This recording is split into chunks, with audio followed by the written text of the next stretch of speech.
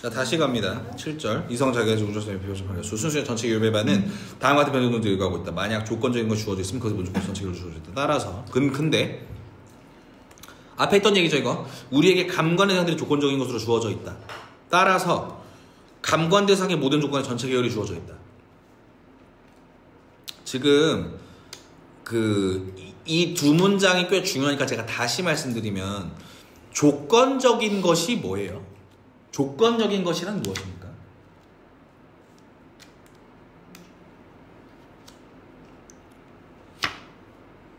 우리가 이거 이성 얘기 처음 할 때 100번 얘기했던 건데 현상은 조건적인 것입니까? 아니요, 현상은 조건적인 것이죠. 왜요? 현상은 조건적인 것이죠. 특정 현상. 그러니까 그거를 어떤 그 표상을 받아들이기 위해서 깔려야 되는 게 전제적인 그런 것들 얘기하는 거예요. 그러니까 여기서 조건적인 것이라고 하는 거는 그러니까 조건 지워져야만 들어오는 거예요. 예를 들어서 얘는 시간과 공간 위에 올라가 있어야만 나한테 들어오잖아. 올라오지 않는 건 조건적인 이렇게 말할 수 없지만 조건적인 것이라는 건 그러니까 여기서 조건적인 것이라는 건 현상 얘기가 아니라 사실은 그냥 논리학 얘기거든요. 논리학적으로 조건적인 것이 있다고 얘기한다는 건 우리가 뭐야? 조건을 안다는 거지. 조건을 안다는 건 뭐야? 조건이 적용될 수 있는 전체 대상을 우리가 상상할 수 있다는 거지. 맞죠? 이게 논리학적인 귀결이잖아. 그러니까 A가 B야라고 우리가 말할 수 있는 이 컨디션이 있으면은 이 A가 뭐다라고 B다고 말할 수 있는 이 조건이 들어말 수 있는 명제들을 다 따져볼 수 있겠지. 논리학적으로 그런 얘기잖아요. 그러니까 조건이 있다는 건 뭐야? 그 조건의 전체 계열이 있다는 얘기야. 그냥 이거는 뭐 수학이라고 해도 되나 이걸? 뭐 그냥 집합문적 얘기잖아요. 되게 단순한. 근데 이거를 현상으로 내려보자고. 감관의 대상이 조건적이잖아요. 그러면 내가 감관의 대상이라고 상상할 수 있는 것에 전체 조건이 주어진 거 아니야? 논리학적으로는? 논리학적으로 그렇게 되었죠. 그 얘기예요. 앞에 했던 얘기 뭐였어? 앞에 했던 얘기가 현상만 있는 게 아니라 우리가 이성이라 부르는 것은 이 조건들이 적용될 수 있는 상상 대상의 전체 표상이라는 얘기예요. 그러니까 여기서 끌어놓으면 안 되는 게 우리가 지금 왜 이 얘기를 자꾸 하냐면 우리가 지금 우주론 얘기를 하고 있어서 그래. 우주가 뭐냐? 우주는 예를 들어서 신이냐? 아니잖아요. 지금 왜 우주론과 신 얘기가 분리되는지 이제 보이지?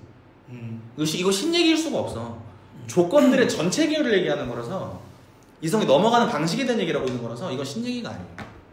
인간 얘기야. 인간이 볼 수 있는 우주의 끝 같은 얘기야. 그래서 시간의 시작, 시간의 끝 이런 얘기가 앞에 왜 나왔어? 상상해 볼 수 있으니까 나온 거잖아. 그렇죠? 그럼 조건적이지 않은 건가요? 무조건 맞는 거. 절대 주식. 예를 들어 익수님 맞는 주식 500개를 상상할 수 있죠. 근데 무조건 맞는 주식이란 건 되게 메타몬 같은 거 아니겠습니까? 아니 나 농처럼 얘기했는데 속이 쓰려 지금 저 얘기하기만 한데 팔란티어가 무조건 주식이에요? 팔란티어는 조건적인 것이죠. 농담이고 그러니까 뭔 얘기냐면은 그러니까 이게 이거 그 변증론 처음 읽을 때 익수 초대에서 내가 했던 얘기인데 진리감수성 문제야. 그러니까 무조건적인 것은 정말 무조건적이어야 돼. 무조건 옳아야 된다고. 반드시 괜찮아야 돼. 근데 일단 우리가 범위를 넓혀 수입할 수 있는 무언가, 그러니까 우리가 보지 않았어도 이렇게건이라고 할 수 있는 것들은 조건적인 거예요. 어쨌든 조건 계열 안에서 우리가 더듬어 보는 거지. 실제로 경험하지 않았더라도. 다시 말해서 조건은 현상의 경험에만 적용돼. 근데 조건적인 것으로 수입을 넓히는 것까지가 이성이야. 근데 그렇다고 이성이 무조건자야? 그건 아니야. 그건 약간 다른 문제야. 이 미묘한 차이가 꽤 이 두 개가 비슷해 보이는데 이게 다르다는 얘기를 칸트가 계속 지금 우리한테 해. 가스라이팅 하고 있는 거예요. 그런 얘기예요. 조건적이지 않은 걸 상상할 수가 있다. 그게 문제야. 근데 신은 예를 들어 무조건자거든요. 고대신학에서. 신은 고대신학이다. 중세까지도. 신은 무조건자잖아. 예를 들어서 과도한 이념은 무조건자죠. 어떤 것도 옳게 해석되어야 하니까 우리가 그런 것들을 되게 비이성적이라고 비판하잖아. 근데 특정한 케이스를 expectation 하는 건 이성적인 거죠. 이 활동이 그 사람마다 좀 다르긴 하지만 어쨌든 약간 갈래가 다르잖아. 우리가 느끼기에도 그 다른 갈래에 대한 이야기를 생각하면 되게 쉬울 것 같아. 그러니까 평평하게 다 밀어버리는 거. 그렇죠. 무조건자를 상상하기 좀 어렵다는 거지. 결국은 우리가 어떤 식으로든 조건이 있을 수밖에 없어요. 맞아요. 있다고 하면 있는 줄 알아 무조건자가. 아니. 근데 이거는 되게 좋은 얘기인 게 그래서 무결한 무조건적인 명제 중에 가장 조건적인 걸 우리는 공리라 불러요. 항상 옳은 거. 뭐 1 더하기 1은 2다 같은 거. 이거는 조건인데 무조건 맞는 거야. 참 레벨에서. 그죠? 그러니까 참 논리학도 좀 개 같은 학문인 게 뎁스가 하나가 아니에요. 이걸 여기 적용했을 때 뎁스가 이렇게 되고 이 층층이 있거든? 층층이 있고 2층에서 맞고 아니고 뭐 이렇게 막 다 의심할 수 있다고 얘기하는 거 데카르트적 방식 이런 건데 1 더하기 1도 안 맞을 수 있다고 얘기하잖아. 근데 데카르트가 무조건자라고 생각한 게 뭐야? 생각하는 나한테 무조건자네? 이렇게 하는 거잖아요. 이렇게 접근해보면은 칸트가 왜 현상의 조건이라고 말했는지가 좀 보여. 예를 들어 물 자체는 우리가 상상컨대 무조건자예요. 그죠? 상상컨대 무조건자잖아. 우리가 보든 익수가 보든 누가 보든 어떤 조건으로 보든 있는 게 있다며 그러면 무조건자예요. 신이 세상을 창조했다? 무조건자에 대한 욕망이죠. 근데 아까 자꾸 주식 얘기 죄송하지만 근데 내가 무슨 얘기를 하는지 알지? 이게 어떻게 되겠다는 익스펙테이션 아래에서의 여러 조건들을 거는 행위는 무조건자는 아니라고. 이건 약간 다른 얘기라고. 이 분리가 중요해. 맞죠? 무조건이라면 약간 최소 조건? 논리학적으로는 최소 조건이 맞고 철학적으로는 무조건이 맞는 게 그러니까 무제약이라고 하거든요. 그러니까 신은 무제약자인 거야. 완전한 자유라는 개념이 있다고 쳐봐요. 완전한 자유. 예를 들어서 리버티는 공화란 개념이니까 우리 서로 해치지 않는 선에서만 자유롭게 누립시다. 이게 공화잖아요. 근데 독일 철학에서 말하는 프라이트는 리버티가 아니야. 반드시 모두 괜찮고 좋고 자유로운 상태가 무제약자예요. 리버티랑 되게 다른 개념이에요. 그지? 그래서 절대 정신 뭐 이렇게 가잖아. 절대 이런 말 하잖아. 그래서 중간에 칸트가 깠잖아. 앞에 어디서 요즘 것들은 절대란 말을 뭐 절대주가 이렇게 쓰는데 절대 그렇게 쓰는 거 아니다. 이런 얘기 했잖아요. 기억을 하겠지만.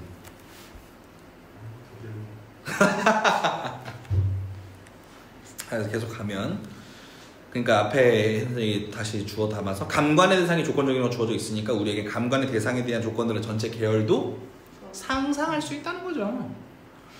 이 이성추리의 대전제는 아주 자연스럽고 명료한 것처럼 보이거니와 이성추리를 통해 이제 형들의 종합에서의 조건들 상이함에 따라 이 조건들이 하나의 계열을 이룬 한에서 같은 수만큼의 이념이 도입되는데 맞죠?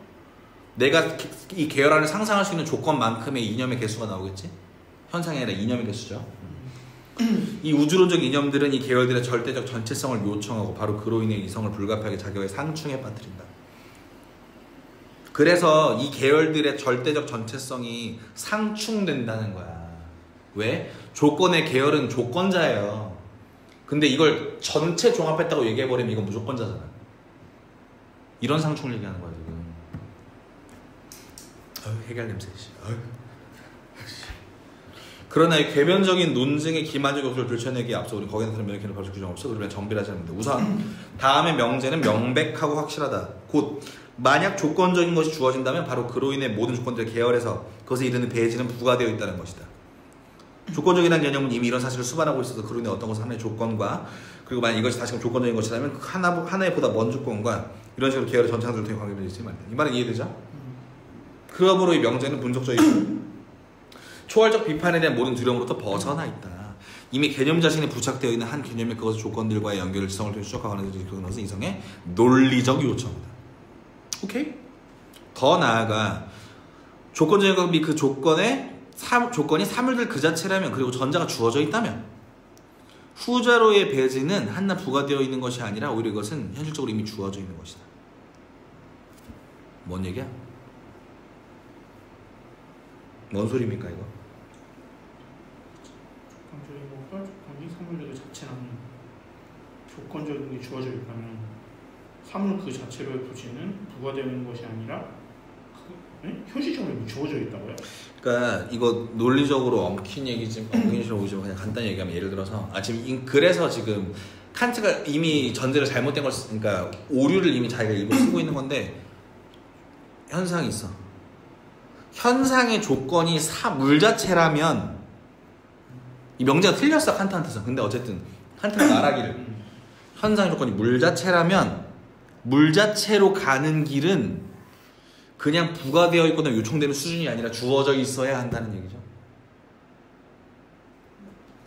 주어져 있다는 소리야 이게? 있다면 있을 것이라는 거니까 그거 자체가 이미 그러니까 조건적인 것의 조건이 3분의 그 자체일 수가 없다는 얘기가 하고 싶겠지. 그런 문장 구조죠. 그리고 이런 사실은 계열의 모든 항에 타당하기 때문에 조건들의 완벽한 계열이 그러니까 오른쪽 계열에서 가능했던 조건적인 거 주어져 있음으로써 무조건적인 것까지 동시에 주어져 있다. 아니 오히려 전제되어 있다. 아 멈춰봐. 이거 지금 칸트가 이렇단 얘기야? 지금 사고 실험하는 거예요. 논리학에서 사고 실험하는 건데 만약에 조건적인 것의 배후에 실제라는 게 있다면 실제로 가는 길은 조건이 있으려면 조건적인 것에 조건이 있어야 될 거 아니야. 그럼 주어져 있어야 되는 거 아니야. 단순 논리학적 얘기예요 그냥. 조건에 이렇게 우리가 배진을 갈 수 있잖아요. 그 배진해 가는 과정에서 예를 들어 이 조건이 물 자체라면 물 자체가 주어져 있어야 되는 거 아니야. 논리적으로 이미 전제되어 있어야 되는 거 아니야. 그 얘기예요. 근데 이걸 이렇게 읽으면 이렇게 써놓으면 미친놈아 물 자체가 있다는 소리처럼 읽히잖아. 근데 그 말이 아니잖아요 지금. 하여튼 그 말이 아닌데 여기서 조건적인 것과 그것의 조건의 종합은 순전한 지성의 종합으로서 그러니까 논리적인 지성의 종합이 뭐였습니까? 이념이죠. 지성의 종합이 경험과 상관이 있습니까? 없죠. 이해되시죠? 이해되시죠? 무슨 소리 하는지 알겠죠? 순전한 지성은 과연 우리가 어떻게 그런 삶을 이룰 수 있는가에 주목함 없이 사물들이 있는 그대로 표상한다. 이에 반해 내가 순전한 표상들로서 전혀 주어져 있지 않은 현상들을 다루고 그것에 대한 알매 이르지 못한 때는 나는 바로 똑같은 의미로 조건적으로 주어지면 그것을 위한 모든 조건은 주어져 있다고 말할 수 없고 그러니까 그것을 계열에서 결국 추리할 수 없다. 왜냐하면 현상들은 포착에서 경험적 종합이므로 오직 이것 종합에서만 주어질 수 있기 때문이다. 이제 만약 조건적인 것이 주어졌다면 그것의 경험적 조건을 이룬 종합도 그에 함께 주어진다는 결론은 결코 나오지 않으며 이 종합은 비로소 배진 중에 생기고 배진 없으면 결코 생기지 않는다. 자 멈춰. 현상이 정당화되는 건 경험이에요. 자, 현상의 지성적 논리적 사용에서 현상이라는 단어의 논리적 사용에서 우리가 경험에 현상을 갖다 박지. 현상이 갖다 지성을 갖다 박지. 이런 식으로 이걸 조건이라고 쳐보자고요. 이 지성의 적용이 개념의 적용이 조건이라고 쳐보자고요. 그럼 우리는 지성이 이렇게 들어가니까 다른 조건들에도 이 지성이 기능할 거라고 생각하고 이 전체를 아우를 수 있다고 생각하지. 근데 칸트는 뭐라고 하고 있어? 현상은 사실은 뭐야? 경험에 대한 종합이지. 경험들이 이 모든 계열 안에 들어올 수 있어? 인간이 모든 걸 경험할 방법이 있어? 없지. 그래서 결론이 뭐야? 그것을 위한 모든 조건도 주어졌다고 말할 수 없고 절대 전성을 추리할 수 없다. 왜냐하면 현상은 포착의 사람이라 주어지기 때문이다. 만약에 조건이 주어졌다면 그것의 경험적 조건 종합도 그와 함께 주어진다는 결론은 결코 나오지 않으며 이 종합은 뭐의 중에만 생겨? 배진 중에만 생긴다. 이 배진이 뭐예요? 지성에서 이성으로 넘어가는 과정이겠죠. 논리적 소급. 배진이 없으면 결국 생기지 않는다. 그러나 그런 경우 사람들은 능히 조건들로의 배진, 다시 말해 이쪽으로 존재하는 경험, 종합, 지식명 되어 있고 부과되어 있으며 그리고 배진에 주어지는 조건들이 없을 수 없다고 말할 수 있다. 이로부터 밝혀지는 것은 우주론적 이성출의 대손에는 조건적인 것을 순수범죄 초월적 의미로 그러나 소전제는 순전한 현상들에 응용된 지성 개념의 경험적 의미로 받아들이고 있고 따라 사람들이 유의, 형의 궤변이라 부르는 그런 변수를 발견한다는 것이다. 이 말 이해됩니까? 이해돼요? 방금 내가 했던 얘기를 다시 얘기한 거야. 우주론적 이성추리는 뭐예요? 조건적인 것이 있으면 조건의 계열 전체가 있을 거야. 그러니까 우리는 우주를 알 수 있어가 그 우주론적 이성추리지. 조건적인 것이라고 하는 건 현상 자체인 것 같지만 사실은 뭡니까? 지성의 작용이지. 그지? 지성의 작용만 놓고 봤을 때 논리학적으로 현상이랑 상관없이 논리학적으로 조건의 전체 기울이 주어져 있다라고 말할 수 있어요. 근데 현상 레벨로 봤을 때 경험의 이걸 그 정당한 그 레벨로 봤을 때 포착한 다음에 종합해야만 우리가 이걸 현상이라고 부르는 거잖아. 그러면 여기서부터 조건적인 거 전체가 나온다고 말할 수 있습니까 우리가? 그렇게 얘기할 수 자격이 없죠. 그래서 같아 보이는 말이 어형이 비슷하다고 섞여 있다고. 다른 전제인데 비슷한 말로 쓰고 있다고 지금. 이해돼? 다른 건데 비슷한 말로 쓰고 있다는 거. 그러니까 그 배진이란 말 빼고 그 뭐야 조건적인 것이 혼동되어 있다. 현상이란 말과 그 이 지성의 적용이란 말로. 그지? 그래서 유의 맞냐? 유사다 이거. 유사 어형의 궤변이죠. 비슷한 말처럼 느끼고 있는 거지. 비슷한 말이 아닌데. 효은이 멈췄죠. 아니 일단 같을 것 같아. 지금 저번에 했던 거랑 내가 지금 연결이 약간 느린 걸로. 그러나 이 속임수는 조약된 것이 아니라 이성에 갖는 자연스러운 착각이다. 이 착각으로 인해 우리는 대전제에서 만약 무엇이 조건적으로 주어져 있다면 그 조건적 계열의 전체를 말하자면 주시하지 않은 채 전제한다. 됩니까? 왜냐하면 이것은 주어진 결론에 대한 완벽한 전제를 가정하는 논리적 요구이기 때문이다. 그 배진이 뭐야? 이성의 욕망이라고. 그죠? 거기선 조건적인 것과 그것 조건의 연결이 아무런 시간 속에서 발견될 수 없다. 그것은 그대로 동시에 것으로 주어져 있고 전제되어 있다. 더 나아가 현상들을 사물 자체로 그리고 순전한 지성에 주어진 대상으로 보는 것도 마찬가지로 자연스러운 일이다. 대전제에서 일어났던 것처럼 거기서 나는 그 아래서만 대상에 주어질 수 있는 직구 안의 모든 조건을 도외시했으니 말이다. 그러나 무릇 우리는 여기서 개념들이 일반에 주목할 만한 잘 간과했던 것이다. 조건적인 것과 그것의 조건의 종합에서 조건의 전 계열은 시간의 제한도 받지 않았어. 아무런 연이음의 개념도 수반하지 않았어. 뭔 소리야? 현상이 아니었다고. 경험할 때 우리가 시간의 연속을 쳐다본 다음에 제가 어떻게 바뀌었다든가 혹은 뭔가 공간이 올라가 있다든가 이런 걸 해야 우리가 이거를 조건이라고 부르는 거잖아. 근데 이성 개념, 지성 개념만 갖고 쳐박아놓고 그걸 조건이라고 부른다고. 그러면 안 되는데. 근데 이성은 이 착각을 자연스럽게 한다고. 왜? 다른 경험에 대해서도 할 수 있을 것 같으니까. 경험을 안 해봤으면서도 적용이 될 것 같으니까 이렇게 얘기하는 거잖아. 야, 내가 그 자리 가면 이렇게 할 수 있겠다. 야, 원숭이도 너보단 잘 차겠다. 이게 다 그런 말 아니에요?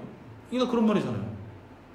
성실한 태도를 가진 사람이라면 안 겪어봤으니까 내가 겪어보지 않은 사람의 마음을 전혀 헤아리지 못한 채 저 사람을 나쁘게 말했구나 이렇게 생각하겠지만 이성이 너무 자연스럽게 하는 게 있잖아. 야, 내가 너보다는 그래도 잘하겠다. 네 생각하고 한 거 맞아? 이런 얘기 너무 편하게 하잖아. 제가 되게 많이 하는 말이죠. 근데 어쨌든 무슨 말인지 알겠죠? 경험해보지 않은 걸 떠든다고. 배진에 대한 욕망이 있어서. 이에 반해 경험적 종합과 현상의 조건의 계열이 필연적으로 연이은 것이고 시간성에 따라 소리 따라 주어진 것이다. 따라서 나는 종합 및 이에 표상된 계열의 절대성을 저기서처럼 여기서 전제할 수가 없었다. 그렇죠. 표상된 계열의 전체성은 지성 개념끼리만 있을 때는 가능한 얘기인데 경험 레벨에서는 가능하지가 않죠. 내가 경험을 안 해봤으니까. 경험하고 종합된 것만 할 수 있잖아. 자, 여기서 멈춰. 그래서 경험된 것만 알아야 된다고 얘기하고 있는 거야, 칸트가 지금? 그렇지는 아니에요. 경험된 것들이 제일 확실하고 이성이 경험하지 않은 거를 모아 하는 짓도 하고 있다. 근데 이게 모아 하는 거 하지 말라는 얘기로 들으면 안 돼요. 모아 하는 게 불가피하다는 얘기야. 그런 뉘앙스가 앞에 여기저기 뿌려져 있습니다. 이걸 헷갈리시면 안 돼요. 왜냐하면 저기선 계열의 모든 행상이 그 자체로 주어져 있으나 그래서 옳은 순차적인 배진은 가능하고 이 배진은 옳은 사람들을 현실적으로 완성되면 주어진 것이기 때문이다. 우주론적 주장들의 기초에 공적으로 놓이는 논쟁의 그러한 과거를 입증한 후에 싸우고 있는 양쪽 모두가 자기들의 요구를 어떠한 근본적인 권원에도 기초하지 않고 있는 그런 것이라고 거부된 것은 당연하다. 그러나 이것으로서 그들의 분쟁이 그리고 설복되었고 그들이 또는 그들 중 한쪽이 그가 결론을 자신 안에 비록 그가 그 사태를 위한 증명을 세울 줄 몰랐다 하더라도 부당을 가지고 해서 종시된 것은 아니다. 이렇게 얘기한다고 쟤네들이 그만하겠어 이걸? 그만 안 할 거란 얘기죠. 세계는 시초를 가지고 있다고 주장하는 한쪽과 세계가 시초는 것이 아니라 오히려 영원으로부터 주장하는 사람 중 하나가 정당성을 가질 수밖에 없다는 것보다 더 명확한 없는 것처럼 보인다. 그런 사정이 이렇다면 명백성은 양쪽 편에서 똑같기 때문에 어느 정도 정당히 차례대로는 불가능하고 그 싸움은 이성의 법정에서 양편에게 정수지에도 불구하고 여전히 지속된다. 그러므로 싸움을 근본적으로 양편 편을 조직하는 방법은 그들이 서로 그토록이나 잘 논박할 수 있으므로 그들이 아무것도 아니고 싸우고 있으며 모든 초월적 가상에서 그들 중에서 어쩌고 말씀하신 소리로 된 소금이 다른 사람 없다. 이제 우리는 결판에 쏜 싸움을 주장하는 일을 나서기로 하자. 여기 다 이해되죠 이제? 무슨 말입니까? 우리 앞에서 4가지 이율배반을 읽었어요. 이율배반 이 앞에 우리 제가 뭐라 말씀드렸어요? 이율배반 있다고 모른다 그러면 싸움 끝나냐? 안 끝난다 그랬죠. 칸트 1차 결론 뭐예요? 둘 다 그럴싸하게 배진을 요구하고 있다는 걸 우리는 알았다. 명백하다. 둘이 잘 싸운다. 알겠어. 근데 이거는 배진에 대한 욕망 때문이고 둘 중 어느 게 옳다고 말할 수 없어. 근데 둘 다 싸우는 걸 멈추겠어 그런다고? 안 멈추겠지. 라고 일단 얘기하고 있는 거죠. 이해되죠? 와우, 너무 맛있는데? 맛있는 거 같습니다. 아, 나 좋아. 이거 딱 좋아, 딱 좋아.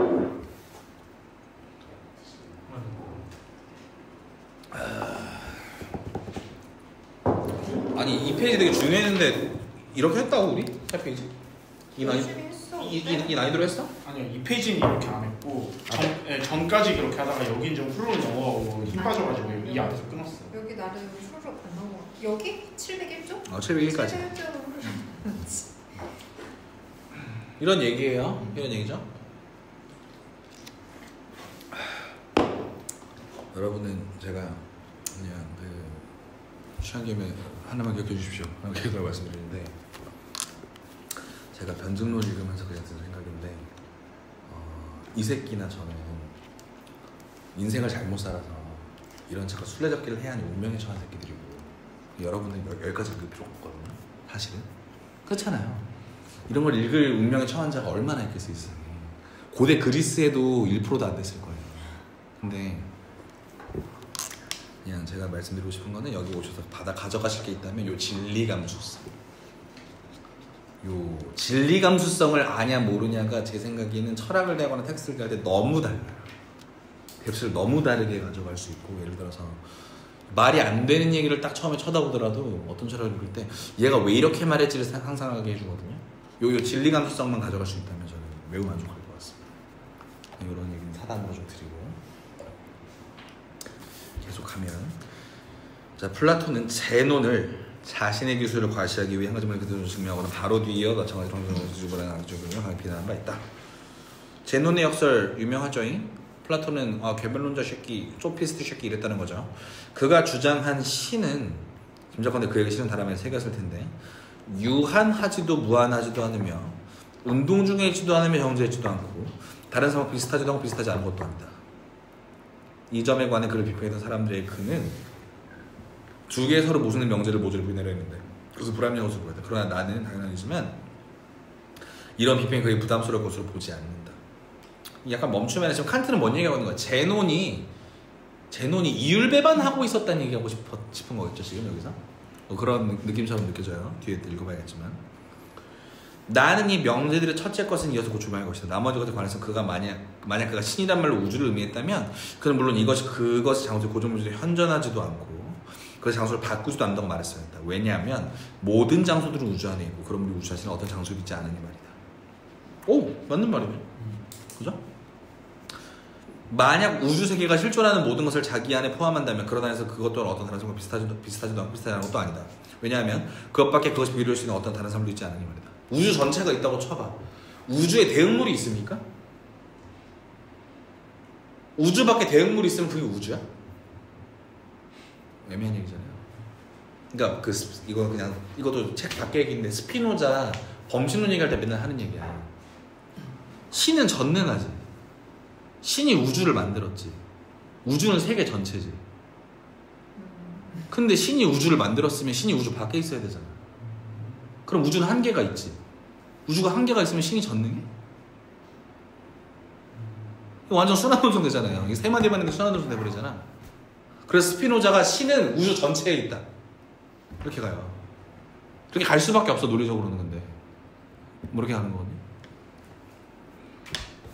조건 얘기. 만약 두 개의 서로 대립하는 판단들이 허용되지 않는 조건을 전제하고 있다면 그것들은 그들의 상충, 뭐 모순은 아니겠지만 과는 상관없이 둘 다 탈락한다. 왜냐하면 그 아래에서만 각각 명령 탈락 것이고 조건이 탈락하기 때문이다. 만약 누군가가 모든 물체는 좋은 냄새가 나거나 좋지 않은 냄새가 난다라고 말했다면 제3의 관점, 곧 물체는 전혀 아무런 냄새가 나지 않는다가 생기고 그래서 두 상충의 명령은 거짓일 수가 있다. 만약 내가 물체는 향기가 나거나 향기가 나지 않는다. 뭐야 이게? 방향 혹 부방향인가? 뭐 어쨌든 뭐 중국어를 써놨어. 이 두 판단들은 서로 모순적으로 대립해 있으나 오직 전자만이 거짓으로서 이것의 모순 대당, 곧 몇몇의 물체 향기가 나지 않는다는 전혀 냄새가 나지 않는 물체를 가지고 자기 안에 포섭한다. 이거 논리학 문제인데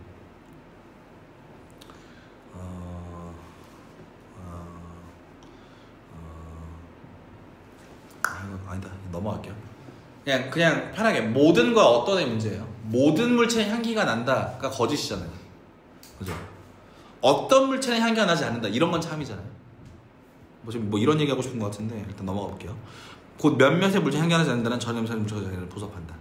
그쵸? 이 명제 몇몇의 물체 향기가 나지 않는다는 명제는 향기가 나는 명제도 향기가 나지 않는 명제도 전부 다 자기는 포섭할 수 있는 거죠.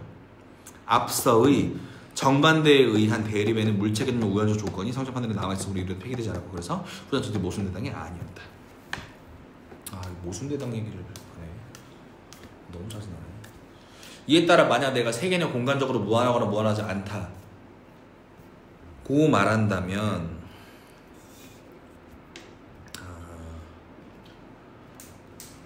이게 불시무한적인가? B인가 이게? 12의 C 같은데? 불시무한적이라고 말한다면 다시 만약 내가 세계는 공간적으로 무한하거나 무한하지 않다고 말하면 앞의 명제가 거짓일 때 그것의 모순되다. 즉 세계는 무한하지 않다는 참이어야만 한다. 이 명제를 통해 나는 오직 무한한 세계를 폐기할 뿐 곧 유한한 세계를 정립하지는 않는다. 그러나 세계는 무한하거나 유한하다라고 말했다면 두 명제 다 거짓일 수 있다. 왜냐면 난 이때 세계를 그 자체로서 그 크기의 면에서 규정되어 있는 것으로 간주하고 있기 때문이다. 이거 무슨 말인지 알겠어요? 선언과 가언의 문제 뭔 말인지 알겠어? 이거 뭐 되게 많이 하는 그거 아닌가요? 그 항등명제 만들 때 A 합집합, 그 A 여집합 그걸로 만들. 그러니까 비슷한데 P, not P랑 P, Q는 달라요. 근데 not P가 Q일 수도 있거든요. 그럼에도 P, not P랑 P, Q는 달라. 왜냐면 P, not P는 여집합 관계고 Q는 그 관계에서 여집합일 수도 있지만 다른 항이에요. 아예? 다른 얘기예요. 그러면서 나는 대립명제에서 한낱 무한성을 폐기하고 그러니까 어쩌면 세계의 별도의 규준을 폐기할 뿐만 아니라 그 현재 삶을 세계를 위한 하나의 규준을 덧붙이는데 이것은 마찬가지로 세계가 결코 삶을 자체로서 그러니까 또한 그것을 크기의 면에서 무한한 것으로 이루어지지 않은 것이라면 거질 수 있는 것이다. 내가 이러한 대립을 변증적 대당이라고 그리고 무슨 대립은 분석 대당이라고 허용해주기 바란다. 그리고 변증적으로 서로 다른 대립이라는 판단도 더 거질 수 있다. 왜냐하면 한쪽이 다른 쪽과 모순일 뿐만 아니라 모순이 필요한 것 이상의 어떤 말하기 때문에 멈추면 분석적 대당은 제가 아까 말했죠. P와 not P예요. 변증적 대당은 P, Q야. 다시 P와 not P는 둘 중 하나만 거짓이야. 둘 다 거짓일 수가 없어요. 그죠? 근데 이율 배반은 변증적 대당이에요. 둘 다 거짓일 수 있어요. 이해됩니까? 이해되죠? 이과를 위한 설명이네요. 근데 이과적으로 말한 거야 이거. 이게 문장이 그런 거지. 이거 완전 이과적으로 말하고 있는 거잖아 지금. 근데 그건 알겠는데 유한하다랑 무한하지 않다가 그 다르다. 그러니까 통사론적으로는 같은 말이야. 의미론적으로. 근데 논리학적으로는 다른 말이야. 그러니까 향기가 난다? 향기가 나지 않는다. 그러니까 모든 물체는 향기가 나거나 향기가 나지 않는다라는 말을 했을 때, 그러니까 이거 지금 내가 한국말 표현상의 문제인데, 이거 이렇게 얘기해. 그러니까 이거 언어론적 얘기인데, 스캔트랑 나스캔트는 분석적 대당이잖아요. 그게 아니라 내가 이 영어 표현이 정확한지 모르겠어. 스캔트랑 스멜레스라고 쳐봐요. 이건 다른 문장이에요. 뭐 이런. 아니 얘기인데 이거 사실 그냥 되게 내가 읽었을 때 그냥 되게 기초적인 수학적인 얘기인데 뭐냐면은 이 책상의 면적이 유한하냐 그러니까 이 책상이 지금 차지하고 있는 게 유한하냐 무한하냐라고 그렇게 얘기를 하면은 유한하면서 무한하잖아요. 모든 숫자는 어쨌거나 그 사이에 가지고 있는 항상 무한한 숫자를 가지고 뭐 그렇게 얘기할 수 있는데 그렇게 그런 얘기는 아니었잖아요. 뭔 소리 하는 거야? 그러니까 성립을 한다고 유한하면서 동시에 무한한 그런 얘기는 아니었잖아. 더 봤어요. 더 어렵다. 독해를 더럽게 하네. 아니 문명 그대로 봐야 되는데 항상 꼬아서 읽으니까. 잠깐 쉬었다 할까? 그러죠.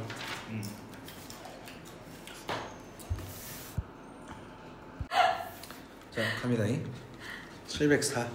사람들이 두 명제, 세 개는 크기 면에서 무한하다, 세 개는 극 면에서 유한하다를 서로 모두 대입해서 간주한다면 그들은 현상들의 전체 결인 세계를 3차로 가정한 것이다. 선언 보세요. 왜냐하면 내가 그것의 현상들의 계열에서 무한한 배진을 중지하든 유한한 배진을 중지하든 세계는 여전히 남으니 말이다. 그러나 내가 이 전제의 초월적 가상을 버리고 세계 사물체를 부인하면 두 주장의 모순적 상충은 한낱 변형의 상충으로 표현한다. 그리고 세계 자체적으로는 전혀 실존하지 않으므로 세계는 자체적으로 무한한 존재로도 또 자체적으로 유한한 존재로 실존하지 않는다. 무슨 말인지 알겠어요? 그러는데 현재 세계의 논리적 대립물에 대해 상상해 봅시다. 세계는 무한하다라는 말, 세계는 유한하다고 하는 말, 모두 이율배반적으로 가능한 소리지. 우리에게 주어진 세계는 유한하거나 무한합니까? 일단 논리적으로는 그렇지 않을 수 있다는 거죠. 아니 둘 다 아니라고. 논리적으로 아니라 변증적으로. 논리적으로 그렇지 않은 변증적으로 이게 그렇지 않은 거 아닌가? 도망가는 거 보게. 이 German 감수성 따라 보세요. 이게 German 감수성이에요. 근데 봐봐. 내가 무한하거나 유한하다고 간주한다면 그것은 현상들의 전체 계열인 세계를 사물 그 자체라고 가정한 것이다. 이 말이 무슨 말인지 알겠어요? 내가 앞에서 자꾸 분리했지. 사물 그 자체랑 배진 같은 거 구분했죠. 우리가 조건 전체는 이성의 기능인데 그게 사물 자체라고 아니라고? 사물 자체는 아니죠. 사물 자체는 아니죠.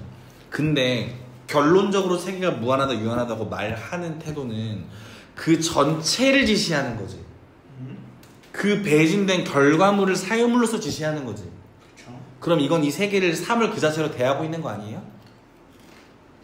그래야만 이 문장이 성립하잖아. 유한이든 무한이든. 그죠? 그렇게 가정한 그게 실제로 세계를 지시하는 거냐? 아니란 얘기죠. 왜냐하면 내가 그것 상대로 계속 무한한 배진을 중지하든 유한한 배진을 중지하든 아무 상관없이 세계는 그 자체로 있으니까. 왜 굳이 이런 표현을 쓰는지 잘 모르겠네요. 왜 무한한 배진을 중지하든 유한한 배진을 중지하든이라는 표현이 굳이 쓸 이유가 있나? 그래서 그러게. 유한한 배진을 중지하면 무한한 거고 무한한 배진을 중지하면 유한한 거니까. 왜? 그건 그냥 앞에서 얘기했던 것. 같은 말이야. 꼬아서 얘기하는 것 같은 느낌인데 그러면은. 그러니까 왜 배진 얘기를 하냐면 봐봐. 무한하다, 유한하다 라는 선언이 세계를 담지 못한다고요. 이거는 세계를 그 세계 자체가 있다고 상상하는 어떤 결과물이다. 이해돼? 뭔지 알 것 같아요. 무슨 말인지 알겠어? 다시. 상상의 결과물이죠. 네. 그러니까 다시 세계는 무한하다, 세계는 유한하다라는 이거를 서로 모종 대립하는 것으로 간주한다면, 즉 분석적 대당을 여기 써버리면 그것은 현상들의 전체 결인 세계를, 우리가 보고 있는 세계를 사물 그 자체로, 그러니까 우리의 경험과 상관없는 대상으로 간주해버렸기 때문에 무한하든 유한하든이 가능해진다고. 앞에서 뭐라 그랬어? 배진은 뭐야? 경험이랑 상관없는 무언가라 그랬잖아요. 이해돼? 그 배진이 끝까지 가고 다른 한쪽이 멈춰야만 무한하거나 유한한 결과가 나오겠지. 근데 실제로 그 배지는 양쪽 긴장을 이루고 있는 상태잖아. 그래서 세계란 건 결국 뭐야? 변증적 대상이라고. 유한하거나 무한하거나가 아니라고. 유한하면서 무한한 거라고. 이게 젊은 감수성이야. This is German philosophy. 근데 이해했어? 나 지금 내가 이렇게 한 거는 내가 봤을 때 다들 점점점인지 너 졸라 신났어 지금. 너 점점점 아니냐? 아니 나는 이해했어? 나 이거 뭐지? 그 플라톤 읽을 때 나왔던 얘기여가지고 그 개념으로 지금 밀고 있거든. 자, 이 문단 전체를 끝까지 읽은 다음 다시 얘기할게요. 만약 사람들이 두 명제, 세계는 무한하다, 세계는 유한하다를 서로 모조 대립편으로 간주한다면 그들은 세계를 사물 그 자체로 가정한 것이다. 왜냐하면 내가 그것을 현상들의 계열에서 무한한 배진을 중지하든 유한한 배진을 중지하든 세계는 여전히 남으니 말이다. 그러나 내가 이 전제 내지 초월적 가상을 버리고 이 배진의 욕망을 버리고 세계가 사물 그 자체라는 것을 부인하면 두 주장의 모순적 상충은 한낱 변증적 상충으로 변한다.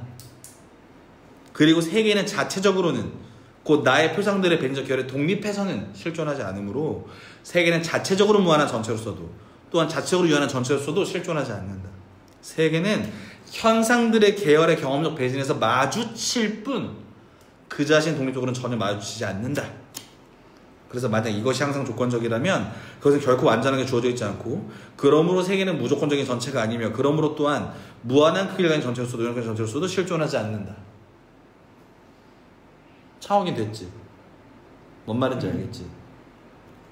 다시 바로 앞에 뭔 얘기했는지 제가 다시 리마인드 드릴게요.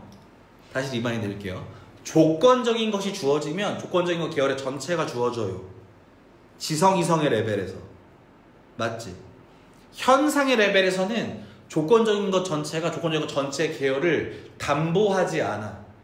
우린 경험 없이 볼 때야 비로소 이 조건적이었을 것 같은 것들을 상상하는 거야. 맞지? 이해되죠? 세계가 무한하거나 유한하려면 경험을 배제해야만, 세계가 세계 그 자체로 있다고 우리가 믿어야만 무한하거나 유한한 거예요. 맞죠? 경험의 영역은 아니니까. 근데 유한하든 무한하든 세계는 그 자체로 남아있지. 이 그 자체임을 우리가 거부하면 유한하든 무한하든 상관이 없잖아. 어떻게 하라 그걸 우리가. 둘 다 가능성의 영역으로 들어가는 거지. 우리가 그걸 세계 전체를 봤다고 말할 수 있어요? 하물며 유한하다고 쳐. 유한하다는 건 뭐야? 끝을 다 봤다는 얘기잖아. 끝을 다 봤어? 볼 수나 있어? 불가능하잖아요. 그래서 이게 변증적으로 그냥 상충할 뿐이라고. 그래서 세계는 나의 표상들의 배진적 계열에 독립해서는 실존하지 않아. 우리가 이걸 배진할 수 있으려면 실존 밖에서 삶을 그 자체로 상대해야만 해요. 그건 경험적이지 않잖아. 그래서 세계는 뭐야? 자체적으로 무한한 전체로서도 전체로 실존하지 않는다. 세계는 현상들의 계열의 경험적 배진에서 마주칠 뿐인 거야. 그 자신 독립적으로 전혀 존재하는 게 아니고. 이해됩니까? 그래서 이것이 항상 조건적이라면 그것은 결코 안전하게 주어져 있지 않고 그럼 세계 무조건 전체가 아니면 그러므로 또한 무조건 실존하지 않는다. 이런 말이에요. 이해되죠? 이제 좀 이해되시죠? 혹시 제가 이해를 또 윽박 지르고 있는 것 같은데.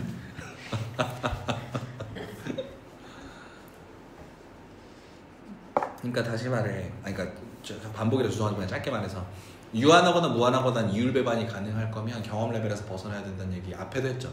이율배반 할 때도 했지. 여기 와서 그 얘기를 뒤집어서 다시 하고 있는 거야. 배진의 개념을 써가지고. 그죠? 뒤집어서 얘기가 되게 다른 말처럼 들리지만 똑같은 말이야. 유한한지 무한한지 세계 시작이 있다 끝이 있다? 어떻게 알아? 모르잖아. 근데 배진이 되니까 논리적 기능이 있으니까 우리는 지성들을 종합해서 혹은 지성들을 최소 조건으로 밀어버릴 수 있으니까 밀어버리다 보면 이쪽 끝 저쪽 끝이 다 있는 것처럼 생각한단 말이에요. 둘 다 가능해. 지성의 영역에서. 근데 경험이 섞이는 순간 우리가 세계를 대하는 우리 경험의 영역을 상기하는 순간 이 둘은 의미가 없어지는 거죠 사실. 세계라는 사유물 그 자체를 물 자체인 것처럼 대하고 있다고. 그럴 수가 없는 건데 원래. 되죠? 여기서 첫 번째 우주론적 이념, 현상에서 크기의 절대적 전체성에 대해 말한 것은 또한 모든 나머지 이념들에 대해서 타당하다. 크기에게서만 한 게 아니라 나머지에도 타당하다는 거죠. 앞에서 얘기했던 거. 뭐 시작과 끝, 뭐 공간이 어쩌고 뭐 멋있게 어쩌고 막. 조건들의 계열은 오직 배신적 종합 자신에서만 마주치고 그러나 그 자체로 고유하게 모든 배신 압축된 삼로 현상 중에 마주치지는 않는다는 거죠. 그래서 나는 또한 한 주어진 현상에서 부분들의 수량이 자체적으로 유한하지도 무한하지도 않다고 말할 수밖에 없다. 이게 반수학적인 아이디어인데 수가 무한합니까?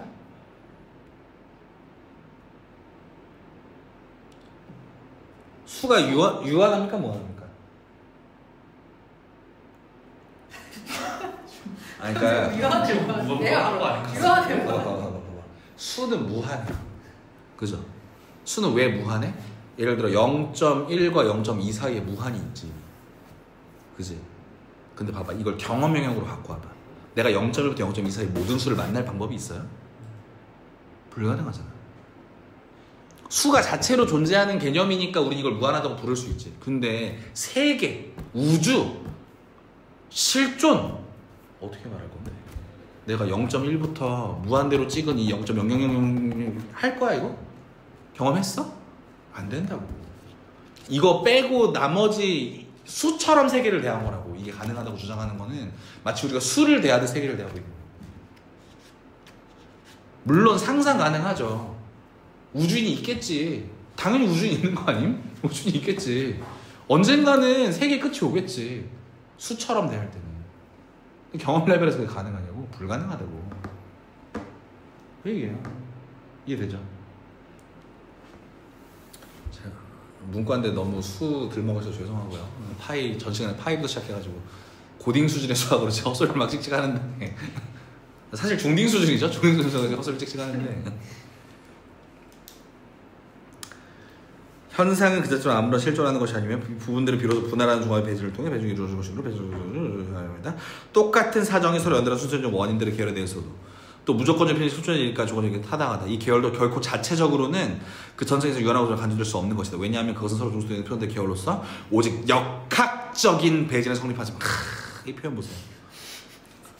역학적 배제는 성립하지만 이 배진에 앞서 독자적 편파를 삼을 계열로서 그 자체는 아니기 때문에 정확한 말이죠? 이해됩니까?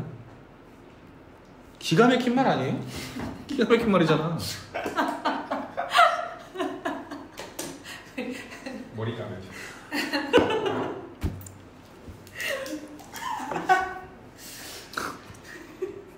나만 신났나? 굉장히 행복해. 너무 좋아 보여. 사실 흥분했어 약간. 괜히 하셨나 봐요. 이렇게 해서 순수 이성의 우주적 이념을 잇는 이율배반은 한낱 변증적이요 가상의 상충이 밝히면서 제거된다. 드디어 우리가 모른다고 끝나냐? 에서 모른다라는 대답이 아니지 이건. 이거 모른다는 대답 아니죠? 알 수 없다는 대답 아니죠? 도망가는 게 아니라 정확히 부정할 수 있어요. 왜? 그 배진의 영역에 있는 거니까. 우린 이걸 이제 거부할 수 있죠. 이율배반을. 이 가상으로 말하면 사람들이 오로지 사물들 자체 조건에 해당하는 절대적 시장적 이념을 오로지 표상에서만 실존하고 한 계를 이룰 땐 순차로 배제 실존하되 그 밖에는 어디도 실존하지 않는 현상들에 적용함으로써 생긴 것이다. 그러나 사람들은 또한 거꾸로 이율배반으로부터 참되고 교조적이지 않으며 그러면서도 비판적 교조적인 유형점을 끌어낼 수 있다. 곧 현상들의 초월적 관습을 간접적으로 증명할 수 있는 것이다. 그러니까 대립 자체는 유의하다는 거죠. 유의미할 수 있잖아. 예를 들어 모든 사람이 이 세계는 무한하다고 얘기하는 세계는 이상한 세계잖아. 곧 현상들의 초월적 관념성을 통해 간접적으로 증명할 수 있는 것이다. 만약 초월적 감성에서 증명에 만족하지 못한 사람이 있다는 말이다. 증명이 야노로 성립하였다. 즉 만약 세계가 자체적으로 실존하는 전체라면 그것은 유한하거나 무한하다. 그러나 전자와 마찬가지로 후자도 거짓이다. 그러므로 세계가 자체적으로 실존하는 전체라는 것도 거짓이다. 이로부터 현상들은 도대체 우리의 표상 밖에서는 아무것도 아니라는 결론이 나오는데 이것이 바로 우리가 현상적 관심을 통해 말하고자 했던 것이다. 야, 이성 무섭다잉?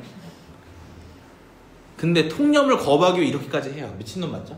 미친놈 맞는 거죠 이거. 이상의 주의는 중요하다. 이로부터 우리 네 종류 일부분에 대한 위의 증명들이 현상들 내지는 모두를 자기 안에 포괄하는 감성 세계가 사물 그 자체라는 전제 아래서는 기만이 아니라 근거 있는 것이었음을 알게 되었다. 맞죠? 사물 그 자체가 있다면 그 근거가 있는 얘기잖아. 배진이 가능하니까. 근데 사물 자체가 없잖아요. 그러나 전제로부터 이끌어낸 명제 상충은 이 전제 안에 거짓을 들춰내고 그렇게 우리가 알고 감관에 대해서 사물의 참정성이 발견 들어간다. 그러므로 초월적 변증력은 회의주의에게 결코 아무런 원조도 하지 않지만 능히 회의적 방법에 다소의 원조를 한다.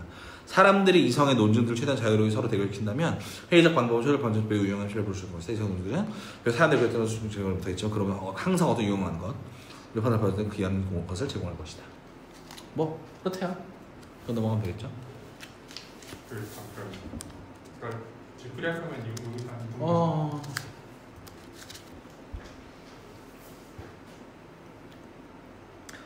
우주론적 이념들에 대한 순수 이성의 규제적 원리. 앞에는 뭐였습니까? 앞에는 비판적 판결이었죠. 이건 뭐야? 순수 이성의 규제적 원리. 규제적? 단어가 매우 설레는데. 규제적. 전체성의 우주론적 원칙에 의해서 조건들의 계열의 최대량의 삶을 그 자체로서의 감성세계 안에 주어지지 않고. 뭐라는 거야 미친놈이. 잠깐만 있어봐. 전체성의 우주론적 원칙에 의해서 조건들의 계열의 최대량이 사물 그 자체로서의 감성세계 안에는 주어지지 않고 한낱 그 계열의 배제에서 부과될 수 있는 것이므로 순수성의 원칙은 그렇게 수정된 의미에서 나름 훌륭한 타당성을 지닌다. 전체성을 객관에서 현실적으로 생각하는 공리로서가 아니라 이념의 성의 완벽성에 맞게 한 주어진 조건적인 것에 대한 조건들의 계열에서 배제를 찾고 계속하기 위해서 지성을 위한 그러므로 주관의 문제로서 말이다. 무릇 감성에서 다시 말해 공간과 시간에서 우리가 주어진 현상들의 해설에서 도달할 수 있는 모든 조건은 다시금 조건적인 것이다. 왜냐하면 이 현상들은 거기서 단적으로 무조건적이 생길 수도 있는 대상들 그 자체가 아니라 항상 직관적인 조건을 발견하지 만드는 한낱 경험적 표상들인데 이 조건이 표상들을 공간 또는 시간에 따라 규정하는 것이기 때문이다. 그러므로 이성의 원칙은 본래 오직 규칙일 따릅니다. 왜 난 이해가 안 되냐? 이해돼? 앞에는 얘들다 갑자기 중간에 뜬긴 느낌인데 타당성을 지닌 나까지는 알겠고 너무 많이 취했나? 공리로서가 아니라 완벽성에 맞게 한 주어진 조건적인 것에 대한 조건적 계열의 배신에서 시작하고 계속하기 위해서 주관을 위한 문제가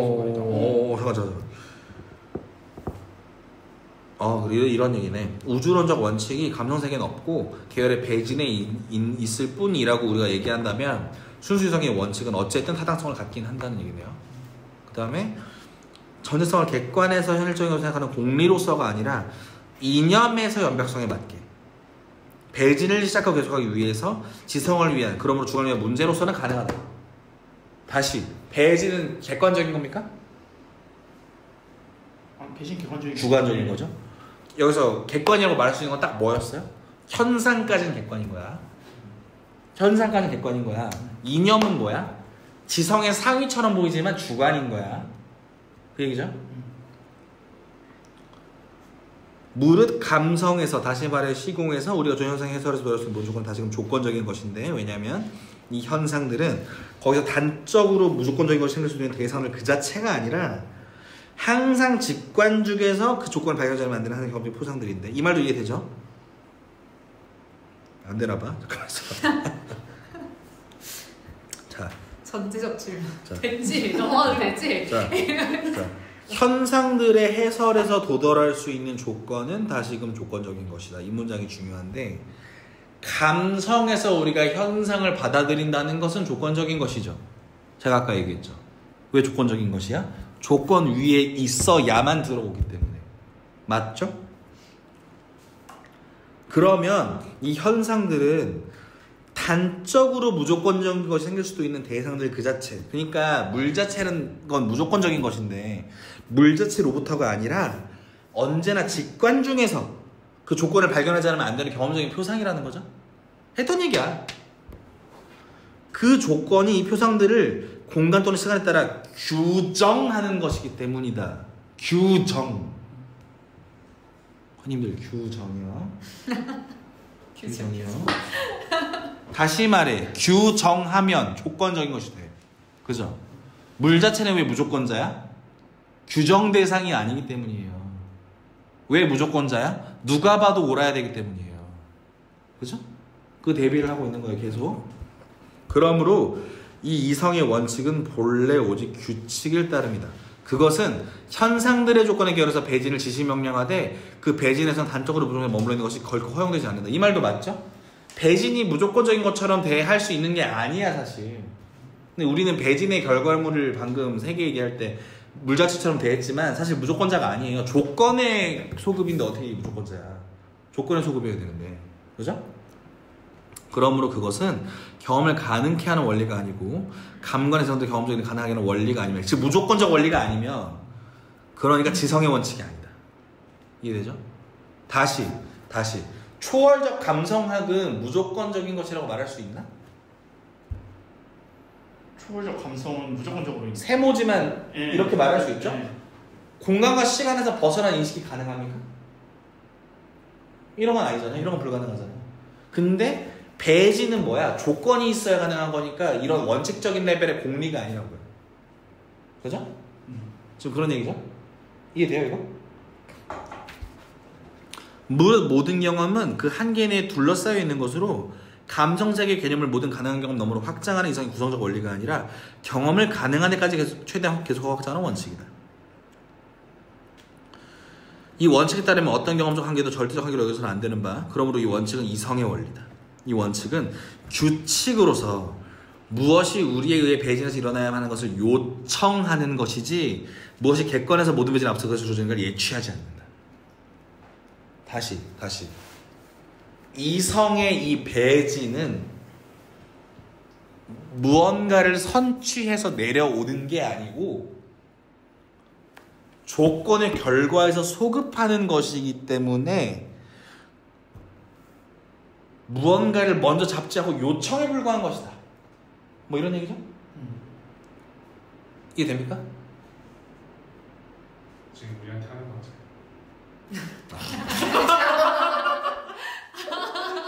진짜 이해했네. 그래서 이렇게 눈치 빠른 코미디 적용이 이렇게 빨라요. 그래서 나는 이제 그것을 이성의 규제적 원리라고 부른다. 멈추면 왜 규제라고 하는지 알겠죠? 왜 규제입니까? 왜 이게 레귤레이션이에요? 이거는 저거 그 미리 주어져 있는 게 아니라 이게 주어졌을 때 거기 그 소급해야 되는 요청이니까 그걸 주어져 있는 것으로부터 출발해야 하기 때문에 규제일 수밖에 없죠. 그죠? 무조건자가 아니죠. 무조건자일 수가 없죠. 무조건자로 오해를 받지만 이에 반해 객관에서 그 자체로 주어진 것 조건의 결정적 초성 원칙 구성적인 우수론적 원리이다. 이것의 무의미함을 나는 바로 이 구분을 통해 제시하려 했으면 그리고 사람들이 그렇지 않으면 불가피하게 일어나는 바 초월적 절취에 의해 한없이 것을 이념에다가 겹쳐 보여주는 방제라고 했다. 이게 앞에 했던 말이잖아. 그러니까 규제라고 부르면은 사람들이 다 알아먹는데 이 방향 자체가 있는 것처럼 보이니까 그 절대적 총체성이 있다고 얘기해 버리는데 그건 사실은 칸트가 보기엔 절대적 총체가 아니겠죠. 규제적 방향성에 불과한 거죠. 이제 순수성의 규칙의 의미를 적절하게 규정하기 위해서는 무엇보다 규칙이 객관인 무엇인가 말할 수 있는 것이 아니라 객관의 오용 개념에 이르기 위해서 경험적 배치가 어떻게 이루어져야 하는가를 말할 수 있다는 점이 주목되어야 한다. 이 말도 이해되죠? 그러니까 앞에 주어져 있지 않다는 얘기는 이 절대적 총체라는 어떤 그 배진의 결과물이 예취된 것으로 내려오는 게 아니야. 현상들로부터 올라가는 거예요. 그래서 객관이 무엇이다라고 말할 수 있는 기제가 아니에요. 배진이 어떻게 이루어져야 하는가를 물어보는 거야 지금. 이해되지? 무릇 전자가 일어난다면 이 규칙은 구성적 원리일 것이지만 순수해서 그러면 결국 가능하지가 않다. 못 박아버리네. 그러므로 사람들은 그와 함께 결국 주어진 어떤 조건적인 것에 대한 조건의 계획을 질문하는 것을 말하고 가질 수 없다. 그렇게 한다면 그 자신 안에서 만들어진 한낱적인 이념이 어떤 경험에서도 주어질 수 없는 대상을 생각할 것이고 아까 그 익수가 말했죠. 무조건자를 어떻게 상상합니까? 그런 얘기죠. 그것들은 현상들의 계열의 경험적 조합이 우수되지 않게 객관적 실제성이 보일 것이 말이다. 그러므로 이성이념은 오로지 조건들의 계열에서 배진의 종합에 대한 규칙을 증언에 따른 우리 규칙에 따라 배진의 조건적으로부터 서로 종수되는 조건들을 매개로 해서 무조건까지 전진해 간다. 비록 결코 도달하지 못하지만 말이다. 무릇 단적으로 무조건적인 경험에서 전혀 맞추지 않는다. 되죠? 안 됩니까?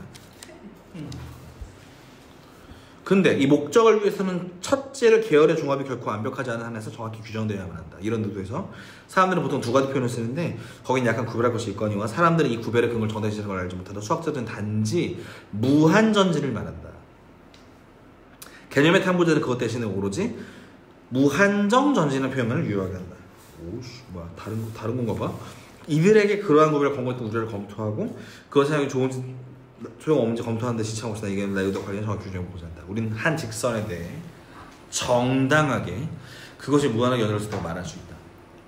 말할 수 있나요, 이것에? 한 직선은 무한히 연장될 수 있나요? 말할 수 있죠. 개념이 그거죠. 직선이란 거는 선분은 선을 잘라놓은 거지만 직선은 무한한 거죠. 아, 중딩수아. 이 경우 무한 전진과 무한정한 확장 전진을 구별하는 것은 쓸데없는 섬세함이다. 이건 구별이 아닙니다. 무릇 직선을 계속 그어라라고 말할 때 무한정하기라는 말을 덧붙이는 것이 무한이란 말보다 더 옳고 들리기는 하는데 어차피 뭐 그놈인 거죠. 인피니툼이랑 인데피니툼이구나. 라틴어가. 이거 라알못이라서. 아니. 피니트가 피니시. 피니트. 인피니트. 완결되지 않음이죠. 그죠? 근데 definite, indefinite. 정의되지 않음이죠. 다른 말이잖아. 비슷해 보이지만 다른 말이잖아. infinite이랑 indefinite이잖아. 행위적으로 예를 들어 직선을 그을 때는 같은 행위가 되겠지만 결론적으로는 그죠? 자, 계속 갈게요.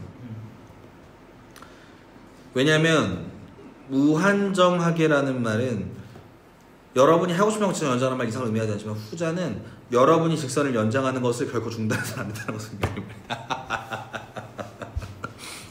그럼에도 할 수 있다는 것만이 문제가 된다면 전자의 표현이 전적으로 옳다. 여러분은 직선을 무한히 점점 더 크게 만들 수 있으니 말이다. 근데 멈출 수 없을 수는 없다 이렇게 말할 수는 없잖아요.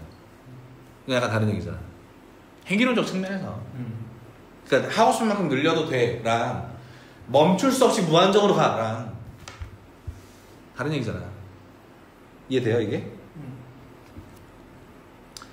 이런 관계는 오로지 전진이, 다시 말해 조건으로부터 조건적인 진행이 논의되는 모든 건 성립한다. 이 가능한 진행은 현상들의 계열에서 무한히 나아간다. 여러분은 부모 부부로부터 출발해서 자식 생산을 내려가는 선을 끝없이 계속해 갈 수 있고 또 그런 생산이 실제로 세계에서 그렇게 해서 능사할 수 있다. 무릇 여기서 이성은 결코 계열의 절대적 전체성을 필요로 하지 않는다. 왜냐하면 이성은 그러한 전체성을 조건으로서 그리고 주어진 것으로서 주어진 것처럼으로서가 아니라 오로지 주어질 수 있는 것으로서 그리고 끝없이 덧붙여지는 것으로 전제하고 있다. 아, 어렵다.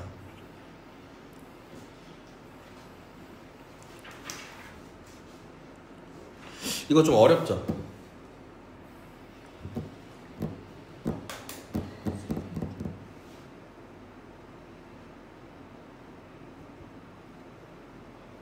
이게 자료고 가열료인가? 한자가? 주어질 수 있는 거야.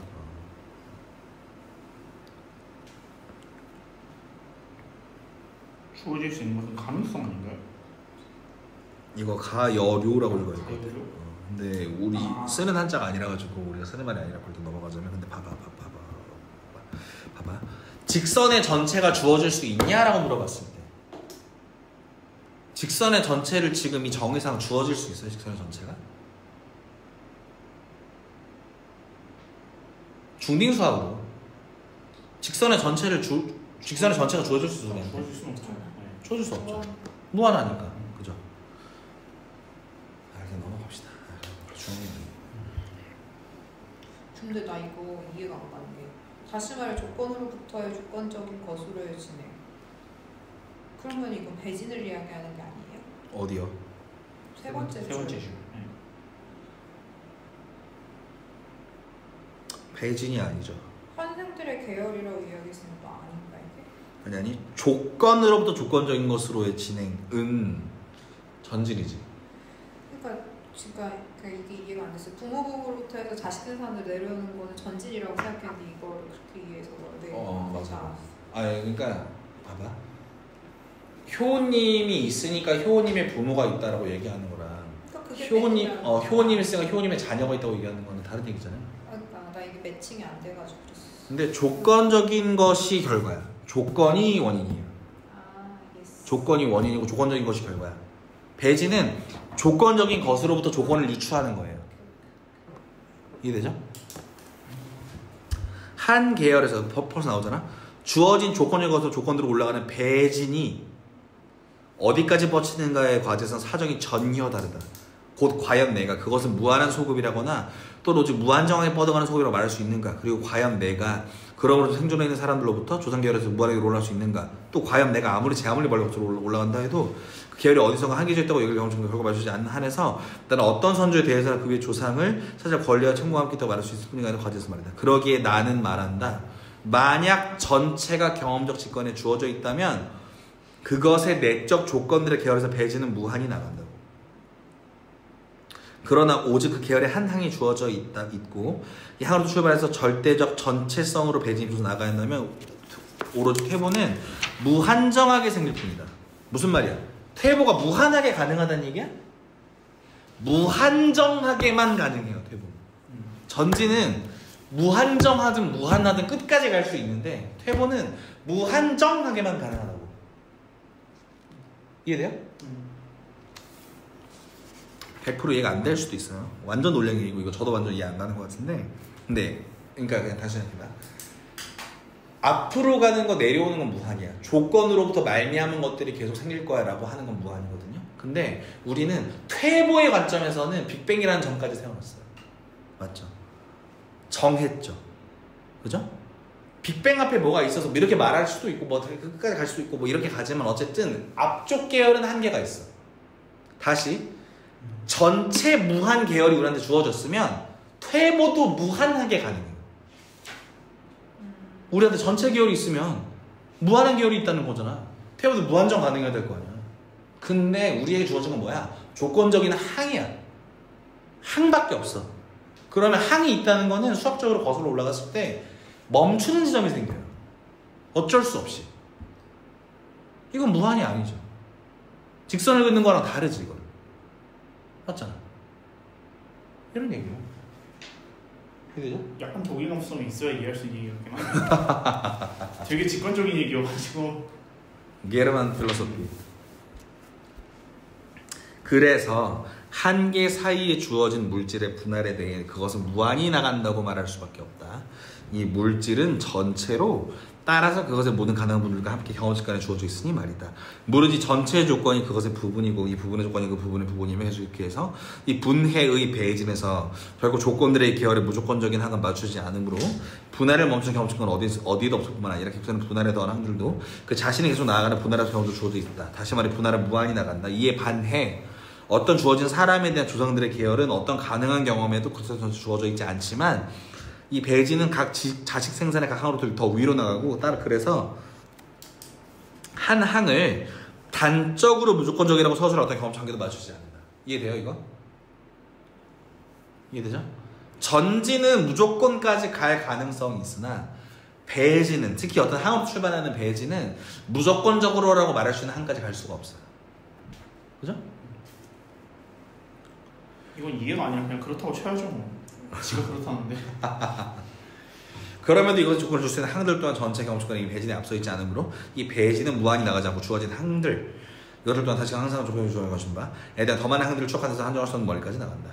무한한 배진 및 무한정한 배진 두 경우 어느 쪽에서도 조건들의 계열은 무한하게 객관에 주어진 것으로 간주되지 않는다. 그것은 그 자체로 있는 사물들이 아니라 서로 사이의 조건들인 것으로 오직 배진 자신의 힘을 주어진 현상들을 따릅니다. 그러므로 물음은 더 이상 조건들의 이 계열이 그 자체로 얼마나 큰가 유한한 거 뭐라는 것이 아니다. 그것은 그 자체로는 아무것도 아닌 말이다. 오히려 물음은 어떻게 우리 경험적 배진을 할 것인가 그리고 그것을 어디가 계속해야만 하는가이다. 그리고 거기에 이 진보의 규칙과 관련된 실로 현저한 차이가 있다. 만약 전체가 경험적으로 주어져 있다면 그것은 내적 조건의 계열적으로 주어져 가능하다. 그러나 전체 조건이 아니라 경험적 배진을 통해 비로 주어지는 것이라면 다만 계열을 보다 생각하고 나가는 것이 무한히 가능하다라고 말할 수 있습니다. 첫 번째 경우에는 내가 배진을 통해 이룰 수 있는 것보다 더 많은 항들이 현존하고 경험적으로 말할 수 있다. 그러나 두 번째 경우에는 나는 배진에서 언제나 나아갈 수 있다고 말할 수 있다. 어떤 한쪽으로 하므로 언제나 보다 상위항을 가능한 것으로 그러니까 그 상위항에 대한 탐정을 표현하는 겁니다. 앞의 경우에는 계열의 더 이상 항들을 만나는 게 필연적이었다면 뒤의 경우에 더 많은 항들을 묻는 것이 언제나 필연적이다. 어떤 경우도 결정을 한계도 있지 않으니 말이다. 씨발 입 아파 씨. 무릇 여러분은 여러분의 경험적 배진을 단적으로 한계지는 아무런 지각도 갖지 못하거나 또는 그래 여러분의 계열 한계는 지각을 갖거나이다. 이때 지각은 여러분의 경관계열에 부분일 수 없고 한계진 것은 그에 대한 한계적으로 구별되기 때문에 그럼 여러분의 조건으로 여러분의 계열을 결정한다. 그 어디까지다. 이거를 응용해 보겠대요. 미친 새끼야. 앞은 거의 뭐 선언이었는데요. 한두 페이지가.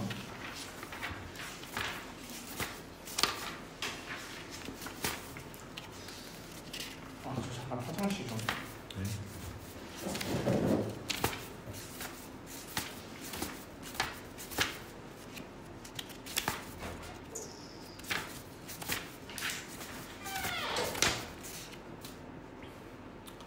갑갑하다.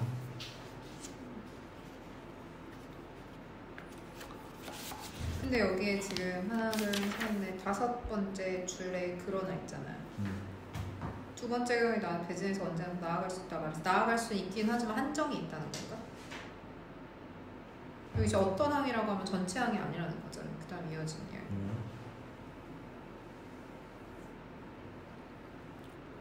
다시 읽을게요. A514부터 다시 읽을게요. 무한한 배진 및 무한정한 배진 두 경우 어느 쪽에서도 조건들의 계열은 무한하게 객관에 주어진 것으로 간주되지 않는다.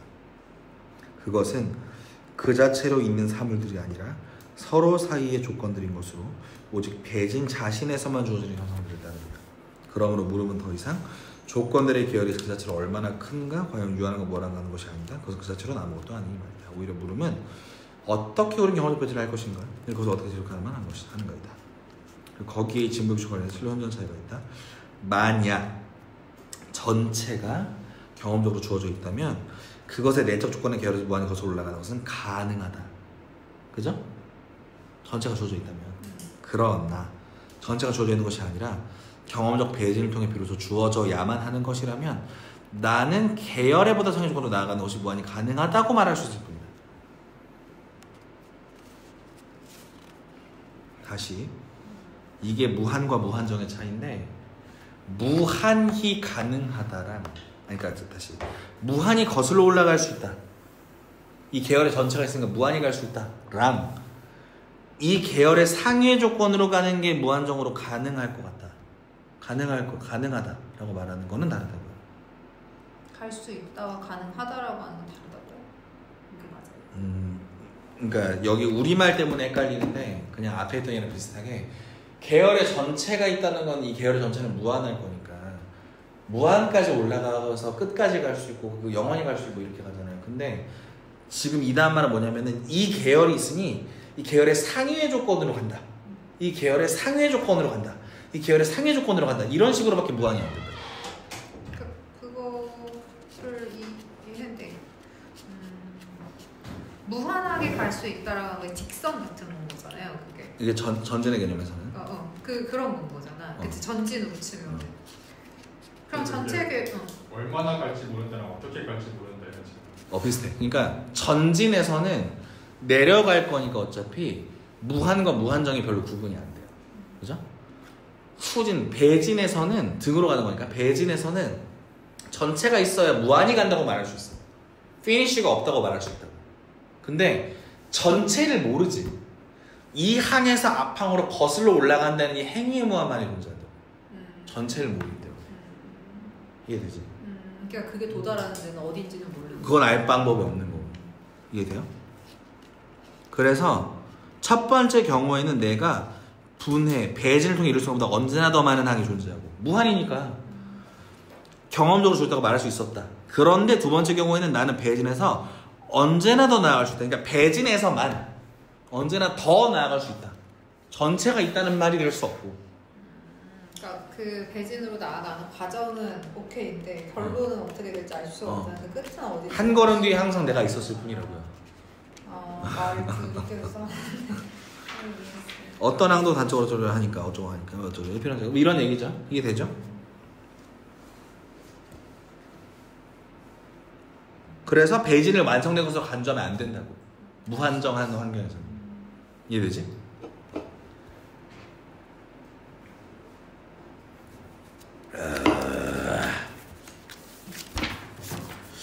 멈춰야 될 것 같기도 하고 더 해야 될 것 같기도 하고 어떻게 하죠?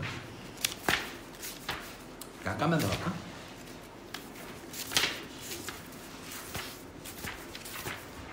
아니 편하게 의견을 말씀해 주세요. 애매하긴 하다. 아나산이 너무 적게 한 것 같고. 근데 화산이 시작하면 시간이 수습이 안 될 것 애매하고. 같은데. 근데 이게 결국에 2일배반 이야기니까 이게 결국에 다시 4개 나오는 거 아니야? 그리고 그거 그냥 한쪽 정도 하면 되는 거 아니야? 이거 그러면 적용 안 다행인데. 그 수준이 아닐 것이다. 아니 일단 2페이지만 더 해보자. 9절 모든 우주론적 이론과 관련한 이성 규제적 원리의 경험적 사용에 대하여. 지금 아까 규제적 원리 우리가 찾았지. 규제적 원리 찾았죠? 규제적 원리는 뭐야? 규제적 원리가 현상이었어? 아니었죠. 규정이 아니에요. 근데 규제적이긴 해. 원리에서 올라가서 거슬러 가는 거니까 이걸 우리 규제라고 불러보자고. 이걸 경험적으로 썼을 때 어떻게 되냐? 이런 얘기를 하겠다는 거죠. 우리가 여러 번 적혔듯이 순수지성 개념 내 이성 개념은 초월적으로 사용될 수 없다. 또한 감성세계에서 조건에 개발된 절대적 정성은 단적으로 이성 초월적 사용에 기초하는데 이성은 그것이 삶을 그 자체로 전제하는 것을 삶을 그 자체로 전제하는 그 바에 따라 이 무조건적 완벽성을 요구하지만 감성세계 그런 걸 포함하고 있지 않으므로 감성세계에서 개발된 절대적 크기는 더 이상 결코 논의가 될 수 없다. 앞에 했던 말 6줄로 요약했죠? 이해되죠? 이 문장 이제. 즉 그것들이 한계가 있는 것이냐 아니면 그 자체로 한계가 없는 것이냐는 논의거리가 될 수 없다. 그치? 방금 한 얘기가 이 얘기야. 한계가 있냐 없냐를 그래서 논의할 필요가 없다는 거야. 배진만 있을 뿐이니까. 논의될 수 있는 것은 오직 이성의 규칙에 따라 다름 아니라 대상이 알맞은 이성의 물음들에 대한 대답에 머무르기 위해 우리가 경험적 배진에서 경험의 소급에서 어디까지 거슬러 올라가야만 하는 거이다. 이성 원리가 현상들 그 자체의 구성적 원칙을 타당하지 않으면 충분히 밝혀진 후에 그러므로 우리에게 유일하게 남은 것은 가능한 경험의 계속과 크게 주로서 이성 원리의 타당성뿐이다. 또한 만약 우리가 저 타당성을 의심치 않고 눈앞에 놓을 수 있다면 이성의 자기 자신과의 싸움은 온전히 끝나게 될 것이다. 단지 비판적 해결을 통해 이성을 그 자신의 구속된 가상에 제거될 뿐만 아니라 그 대신에 거기에서 이성이 자기 자신과 합치되고 그래서 오해만이 그 싸움을 유발할 때 그 의미가 해명되고 그 전에 변적 원칙, 교조적 원칙이 변환됨으로써 말이다. 사실 만약에 교설적 원칙이 그 주관적 의미의 면에서 최대로 가는 이성을 경험해서 그 생활을 규정하는 것을 보낼 수 있다면 그래서 바로 이 원칙이 마치 하나의 공리처럼 불가능한 일이지만 대상을 그 자체를 선을 주장하고 똑같은 것이다. 무릇 공리도 경험적 객관을 관련해 우리 인생 확정을 벌어들는데 그것이 우리 인생의 좀 없어서이다. 그냥 이거 느껴지시겠지만 되면 좋은 일이야. 안 된다는 소리 하겠죠. 뻔하잖아. 글 쓰는 꼬락선이 봐봐. 해볼게요. 안 될 거예요. 사장님 지금 하는 말이. 졸라 같이 일하기 싫어 제가 봤을 때. 안 되면 안 된다고 얘기해 주세요. 개 피곤해. 해봐 안 되지 이러면서. 우주론적 이념들의 해결. 세계 전체라는 현상을 합성하는 전체성의 우주론적 이념. 여기서나 여타 우주론적 물음들에서나 이성의 규제적 원리의 근거는 경험적 배진에서는 절대적 한계에 대한 어떠한 경험도 다시 말해 경험적으로 무조건적으로 말할 수 없다는 명제이다. 그러나 이것의 근거는 그러한 경험이 지각을 매개로 해서 계속 진행된 배경이 있을 것인 무엇 또는 공을 가지고 형성을 하게 되는 것을 자기 안에 포함해야 할 것이라는 점으로 이런 일은 불가능하다. 일단 뭐 알겠고 뭐 개소리죠. 배신을 끝까지 갔을 때는 아무것도 안 나올 텐데 그거를 경험에 어떻게 포함할 수 있겠냐 뭐 이런 소리니까 그건 개소리잖아. 이제 덜도 더도 아닌 경험적 배진에서 항상 그 자신이 다시금 경험으로 조건을 보아야 하며 오로지 그걸 도전하는 것을 말하는 명제인 이 명제는 세계 내에 내가 배진해서 올라가는 계열에서 멀리 올라갈 수 있는 한 그것이 이제 경험을 통해 나에게 알려지든 말든 내가 항상 그 계열에 보다 상향을 무한한 규칙을 포함한다. 이 얘기였죠. 방금 그 무한정에 대한 얘기가. 이제 첫 번째 우주론적 과제 해결을 위해 필요한 것은 다름 아니라 시공의 면에서 세계 전체 무조건적 크기 이르는 배진에서 단연 한계가 없는 올라가며 무한성을 일컬을 수 있는 것인지 아니면 단지 한정할 수 없이 계속되는 무한정한 배진을 결정하는 일이다. 다시 말해 뭐야? 세계 전체의 무조건적 크기에 이르려는 우리의 이 논리적 배진이 무한한 거냐 무한정한 거냐를 결정하는 일이다. 맞죠? 나는 모든 과거의 세계 상태들의 계열 및 그와 함께 우주 안의 동시적인 사물들에 대한 한 가지 일반 표상을 다름 아닌 가능한 경험의 배진으로 비록 불확정하게이긴 하지만 생각하는 바이며 이 배진에 의해서만 주어진 지각에 대한 조건들의 그런 계열의 개념이 생길 수 있는 것이다. 이제 나는 세계 전체를 개념 중에서만 갖고 직권 중에 갖지는 않는다. 그러므로 나는 세계 전체의 크기로부터 배진의 크기를 추리할 수 없고 후자를 전자에 맞춰 규정할 수밖에 없으며 오히려 경험적 배진의 크기에 비로 세계의 크기를 이해할 수밖에 없다. 그러나 경험적 배진에 관해서는 조건들의 계열에 중앙으로 가서 경험적으로 나아가 이상을 알지 못한다. 그러므로 그를 통해서 현상의 전체 크기는 단순 규정되지 않고 그러니까 우리는 이 배진이 무엇인지 지금도 말할 수도 없다. 그냥 이해되지 않아요? 읽으면? 왜냐하면 이것은 배진이 아직 이르지 못하는 항들을 예추하고 그 수가 어떤 경험적으로 이르게 표현하는 것이며 세계를 배진에 앞서 규정하는 것이겠는데 이런 일이 불가능하기 때문이다. 배진을 무한히 한 다음에 나온 결과들로 유출해야 되는데 이게 무한하다고 주장하는 순간 배진이 아니라 전체로 소급한다는 얘기잖아요. 물론 이것은 직관에 주어져 있지 않고 그러니까 또한 그 크기도 배진이 앞서 주어지지 않다. 우리는 세계가 배진을 말할 수 없고 여기서 배진이 무한이라는 말 할 수 없다. 우리는 오히려 거기서 경험적 배진을 규정하는 규칙에 따라 개념을 구해야 할 뿐이다. 그러나 이 규칙이 말하는 것은 경험적 규칙이 아무리 멀리까지 가 있다 하더라도 하게 가져서는 안 되고 저렇게 하며 하는데 이런 무한적인 배진으로서 하는 것이다. 아니 앞에 했던 말이라서. 그래서 나는 세계는 지나간 시간의 면에 보면 무한하다고 말할 수 없다. 무릇 주어진 무한성으로서의 크기에 대한 그런 개념은 경험적으로 생각적으로 아니다. 또한 나는 배진의 준칙하기 시작해서 말하지 않을 것이다. 이런 일은 무한한 세계 크기를 전제하기 때문이다. 또한 나는 유한하고도 말하지 않을 것이다. 따라서 나는 경험에 대한 뿐이다. 그러므로 세계 크기에 대한 우주론적 물론의 첫 번째 소진의 답변은 세계가 시간상 최초를 갖지 않으며 공간상 그 단위를 갖지 않는다는 것이다. 똑같은 짓거리 하겠죠? 개짓거리 하겠죠?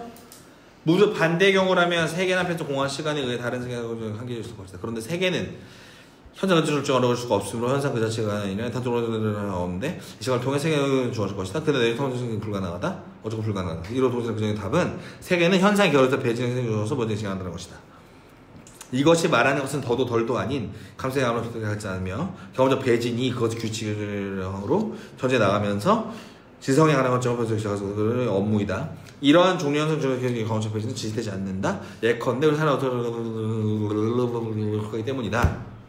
모든 시초는 시간상에 있고 연산의 것은 모든 상의 원상이 있다. 그러나 세계 안에 많이 있다. 그러나 오직 현상들만이 세계를 조절하게 되어 있대. 세계 자체는 조건적으로 조절하는 것이지 않다. 바로 이 때문에 세계는 전체로 세계로서 전체로 줄 수 없으므로 세계에 대한 배정이 주어지며 직관에서 주어지지 않는다. 그래서 배진은 언제나 오직 크기 기준으로 성립하면 아무런 일정한 개념을 갖춰야 한다. 그러면 배진은 무한하게 나가는 것이 아니라 비로소 배진 현상이 되는 그 무한정에 멀리까지 나간다. 다시 말해서 이거 해겔이에요. 왜? 운동성은 존재할 수 있는데 운동성이 절대로 나아간다고 주장하는 것이 크나 작으나 불가능하다는 거예요. 맞죠? 그래서 무한정 크다는 말은 전체가 전제돼야 하니까 불가능해. 맞지? 한계가 있다는 말도 배진이 기능하는 한 불가능해. 어쨌든 나가긴 할 거야. 변증적 대당이죠. 이게 이율배반이죠. 세계는 크거나 작아? 배진이 끝까지 가거나 가지 않아? 의미가 없죠. 그 소리를 지금 몇 페이지 할 거야? 미친 새끼야. 이해돼요? 뭔 얘기인지? 이해됐죠? 여기 뭐 자세하게 읽어야 돼? 읽을 필요 없죠. 알았어요. 각자 읽으면 되지. 과연 다음 모임 성취가 어떻게 만들어질까? 제가 또 오자마자 중요하다고만 또 말했더니 졸라 중요한 얘기인데 안 했다고.